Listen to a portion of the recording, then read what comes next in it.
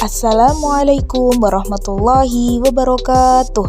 Kami dari kelompok 2 mata kuliah Masailul Fikih yang beranggotakan Liliani Eka Margareta dan Evia Alia Izia akan menjelaskan materi tentang nikah siri.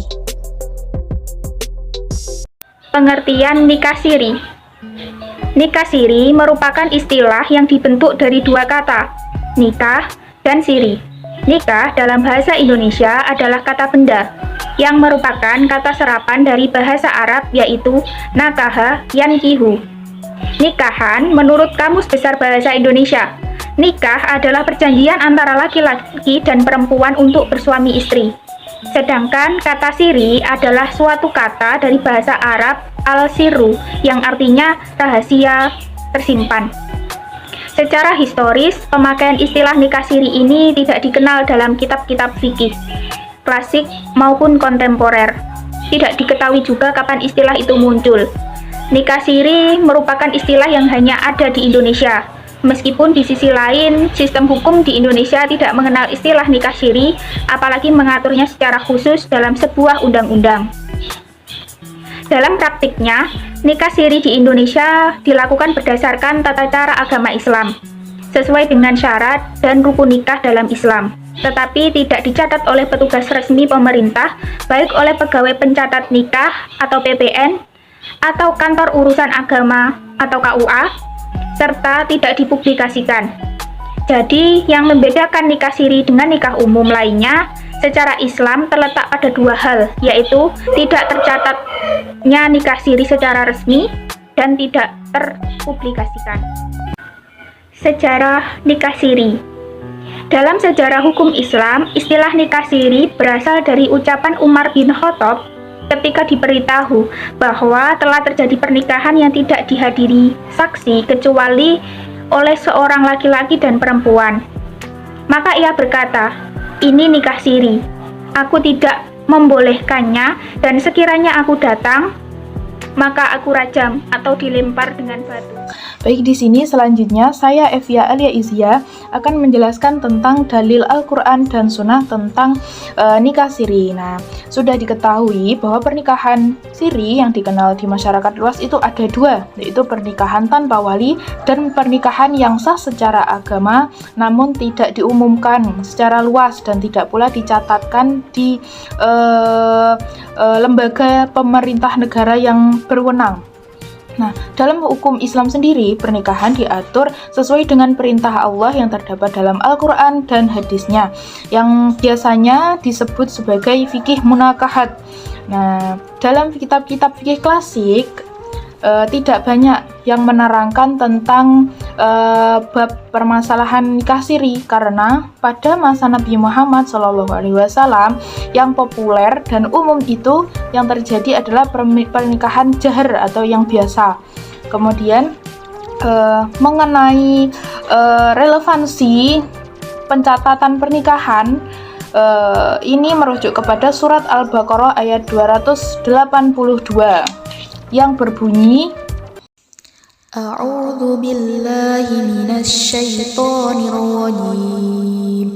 Bismillahirrahmanirrahim. Ya ayyuhalladzina amanu idza tadayantum bidainin ila ajalin musamma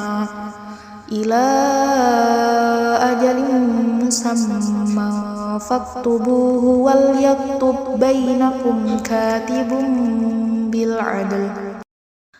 Artinya, hai orang-orang yang beriman, apabila kamu bermuamalah tidak secara tunai untuk waktu yang ditentukan, hendaklah kamu menuliskannya, dan hendaklah seorang penulis di antara kamu menuliskannya dengan benar. Quran Surat Al-Baqarah ayat 282. Nah, memang dalam surat Al-Baqarah ayat 282 tidak mengisyaratkan akan pentingnya sebuah pencatatan pernikahan, tetapi mengisyaratkan dan menganjurkan pencatatan dalam transaksi jual beli, sehingga diambillah yang namanya maqasidus syariah yang dituju dalam ayat ini, yaitu untuk menghindari agar salah satu pihak mengingkari perjanjian yang telah diucapkannya. Nah, logikanya sekarang, jika transaksi jual beli saja yang berlangsung hanya beberapa detik atau menit atau jam saja, oleh Allah disuruh mencatat. Nah, apalagi pernikahan yang merupakan perjanjian yang kokoh, teguh, dan kuat, yang mungkin akan berlangsung hingga kedua pasangan suami istri tersebut tutup usia, sebagaimana firman Allah dalam surat An-Nisa ayat 21. Nah, dan kemudian yang selanjutnya yaitu tentang walimatul arsy atau pesta perayaan pernikahan. Nah, mengenai walimatul arsy ini Rasulullah sangat menganjurkan untuk melaksanakannya, sebab merupakan implementasi atau refleksi dari rasa syukur kita terhadap nikmat yang telah diberikan Allah kepada kita, sebagaimana sabda Nabi Muhammad SAW. An Anas bin Malik anna Nabiyya sallallahu alaihi wasallam ra'a ala Abdurrahman bin Auf athara sufratin faqala ma hadha awmah faqala ya Rasulullah inni tazawwajtu imra'atan ala wazni nawatin min dhahabin faqala barakallahu laka awlim walau bisyatin. Artinya, dari Anas ibnu Malik radhiyallahu anhu bahwa Nabi Shallallahu Alaihi Wasallam pernah melihat bekas kekuningan pada Abdurrahman ibnu Auf. Lalu beliau bersabda, "Apa ini?" Ia berkata, "Wahai Rasulullah, sesungguhnya aku telah menikahi seorang perempuan dengan mas kawin senilai 1 biji emas." Beliau bersabda, "Semoga Allah memberkahimu. Selenggarakanlah walimah walaupun hanya dengan seekor kambing." Hadis riwayat muttafaqun alaih dan lafadznya menurut Muslim. Nah, kemudian yang menjadi salah satu rukun pernikahan yang menjadi titik permasalahan dalam nikah siri ini adalah masalah perwalian atau saksi. Nah, sudah menjadi kesepakatan umum di kalangan ulama bahwa pernikahan tanpa adanya wali dan 2 orang saksi, maka pernikahannya itu tidak sah. Nah, hal ini sebagaimana prinsip hukum yang didasarkan oleh Nabi Muhammad SAW. Kemudian pembahasan yang selanjutnya yaitu mengenai dalil usul dan fikih dan kaidah fikih tentang nikah siri. Nah, dalam hal ini untuk mewujudkan kemaslahatan umat manusia, para ahli usul fikih menetapkan 5 unsur pokok yang harus dipelihara oleh umat Islam, yakni yang pertama yaitu agama, kemudian jiwa, kemudian yang ketiga itu akal, kemudian keturunan, kemudian yang kelima yaitu harta. Nah, dari 5 unsur pokok tersebut ini dapat dibedakan menjadi 3 peringkat, yaitu yang pertama daruriyat, kemudian hajiat, kemudian yang ketiga yaitu tahsiniyat. Kemudian yang termasuk dalam memelihara keturunan atau yang tadi memelihara keturunan itu masuk dalam kategori tahsiniyat, pernikahan. Nah, seperti disyariatkannya walimatul arsy, pesta perayaan pernikahan, itu masuk dalam kategori tahsiniyat. Nah, kemudian mengenai pencatatan pernikahan secara eksplisit memang belum ada satupun nas baik dalam Al-Quran ataupun hadis yang membicarakannya, sehingga dalam konteks ini diambillah maslahah mursalah, sehingga dilakukan sesuai dengan kondisi zaman yang sekarang ini. Nah, karena pencatatan pernikahan merupakan sebuah hal yang sangat penting, karena banyak sekali mudarat jika tidak dilakukan, seperti banyak laki-laki yang melakukan nikah cerai dengan dalih belum menikah padahal sudah menikah berkali-kali, kemudian pada akhirnya akan mengakibatkan kemudaratan yang sangat besar bagi anak-anak yang dilahirkannya nanti, serta tidak diketahui siapa ayah kandungnya yang sebenarnya karena tidak diingat lagi sudah lupa kalau sudah melakukan pernikahan kalau tidak dicatat. Nah, sebagaimana kemudaratan yang lainnya. Dalam hal ini Islam mengatakan bahwa kemudaratan sendiri harus segera dihindari, harus segera dihilangkan, sebagaimana ungkapan sebuah kaidah usul fikih, yaitu la dharura wa la dirara. Nah, seperti itu.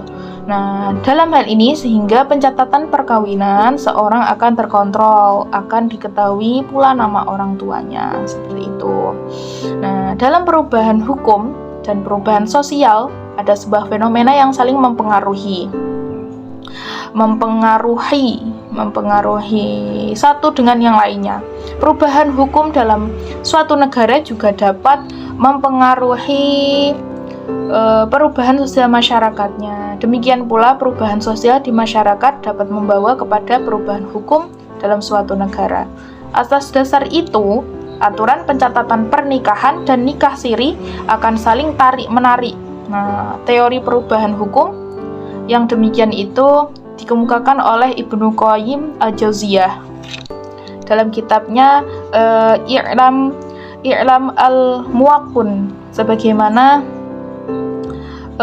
diungkapkan oleh beliau. Pandangan ulama tentang nikah siri. Rumusan ulama fikih tentang nikah siri ada dua. Yang pertama, akad yang dilakukan tanpa saksi, tanpa publikasi, dan tanpa pencatatan. Para ulama fikih sepakat melarang nikah siri semacam ini. Yang kedua, akad nikah yang dihadiri oleh para saksi, tetapi mereka diharuskan untuk merahasiakan pernikahan tersebut. Para ahli fikih berbeda pendapat tentang keabsahan nikah siri semacam ini. Sebagian ulama seperti Hanafi dan Syafi'i berpendapat bahwa pesan agar saksi merahasiakan terjadinya pernikahan tidak berpengaruh sah tidaknya akad nikah. Sebab adanya saksi telah menjadikan nikah tersebut tidak nikah siri lagi. Sebagian ulama lain seperti Imam Malik dan ulama yang sepakat dengannya berpendapat bahwa adanya pesan untuk merahasiakan pernikahan telah mencabut kesaksian dan ruh dan juga tujuan untuk disyariatkannya pernikahan, yaitu diumumkan. Oleh karena itu pernikahan tersebut sah. Sedangkan menurut Hambali, hukum nikah siri semacam ini bersifat makruh. Alhamdulillahirrabbilalamin. Sekian video presentasi dari kami, kurang lebihnya mohon maaf. Wassalamualaikum warahmatullahi wabarakatuh.